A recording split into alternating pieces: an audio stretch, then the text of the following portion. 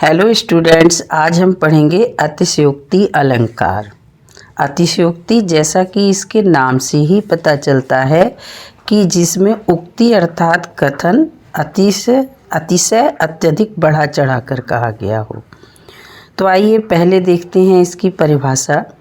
जहाँ किसी वस्तु, पदार्थ या प्राणी का बढ़ा चढ़ाकर वर्णन प्रस्तुत किया जाता है वहाँ अतिशयोक्ति अलंकार होता है। क्या तात्पर्य है इससे? कि जहाँ उपमेय का वर्णन लोक सीमा से अधिक बढ़ा चढ़ाकर प्रस्तुत किया जाता है। लोक सीमा से बढ़ा चढ़ाकर अर्थात सामान्य रूप से हम अपने आसपास जो घटित होते देखते हैं या जिन वस्तुओं को देखते हैं उन्हें वैसा न दिखाकर उन्हें बढ़ा चढ़ाकर दिखाया जाता है, वहाँ अतिशयोक्ति अलंकार होता है। आइए अब इसे उदाहरण के माध्यम से समझते हैं। पानी परात को हाथ छुओ नहीं, नैनन के जल सो पग धोयो।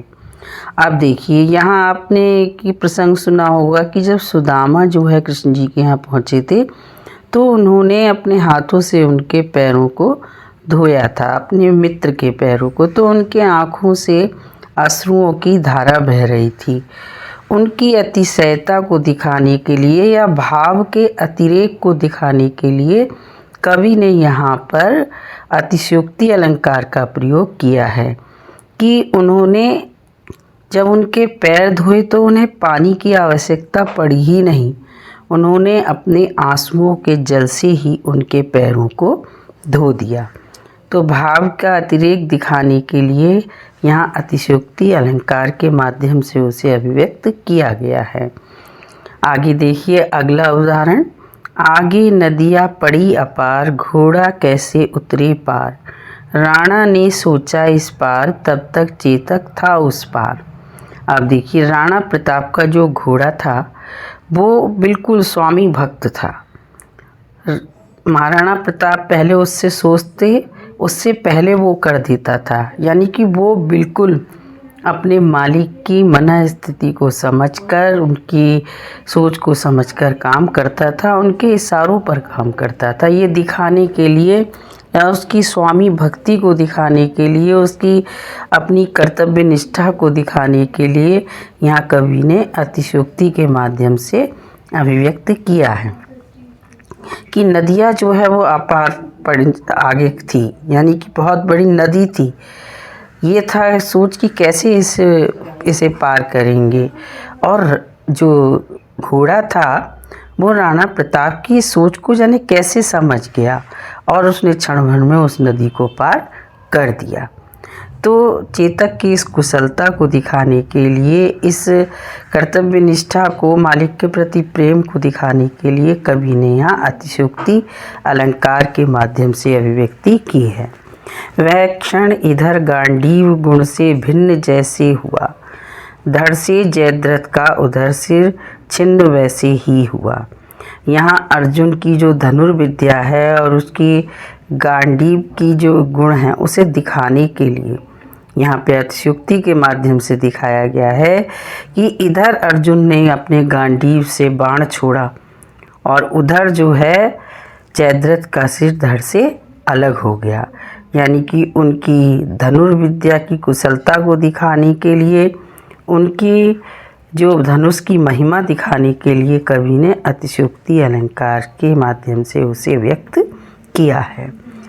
भूप सहस 10 एक ही 12, लगे उठावन टरत नटारा। अब जो धनुष है उसे 10,000 जो है राजा जो थे वो उठाने की कोशिश करने लगे। तो बच्चों, यहाँ पर ये तो संभव है नहीं कि एक साथ इतने लोग एक धनुष को उठाने का प्रयास करें, और फिर भी उस धनुष की महिमा को बखान करने के लिए कि वो फिर भी टस से मस नहीं हुआ। तो यहाँ अतिशयोक्ति के माध्यम से उस धनुष की महिमा को दिखाया गया है। आइए अब अगला उदाहरण देखते हैं। संदेशनि मधुवन कूप भरे, यानी कि संदेशों से कुएं भरने की बात यहाँ पर कही गई है। ठीक, यानी कि कृष्ण आते नहीं हैं, उनके संदेश रोज आती हैं और जिससे वहाँ के कुएं भर चुके हैं। ठीक, तो यहाँ पर ये संदेशन से कुएं भरने की बात को कह कर के यहाँ अतिशयोक्ति अलंकार के माध्यम से जो संदेशों की अधिकता की बात कही गई है।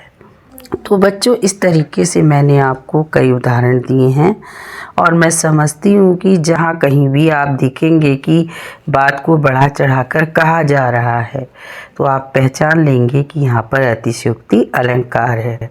कभी कभी तो कार्य होता भी नहीं है, यानी कि इधर कारण शुरू हुआ और कार्य हो गया। ठीक, तो वहाँ भी हम पहचान सकते हैं कि जो है यहाँ पर अतिशयोक्ति अलंकार होगा। और बहुत अच्छी, जहाँ बढ़ा चढ़ा के बहुत जो सामान्य रूप से आप देखती हैं वैसा घटित ना हो के उससे सोच से ऊपर कहीं घटित हो रहा हो तो वहाँ पर अतिशयोक्ति अलंकार हो गया आपका। और अगर कोई भी प्रश्न है तो आप कमेंट बॉक्स में पूछ सकती हैं, मैं उसका अतिशीघ्र जवाब दूंगी। धन्यवाद। All the best students.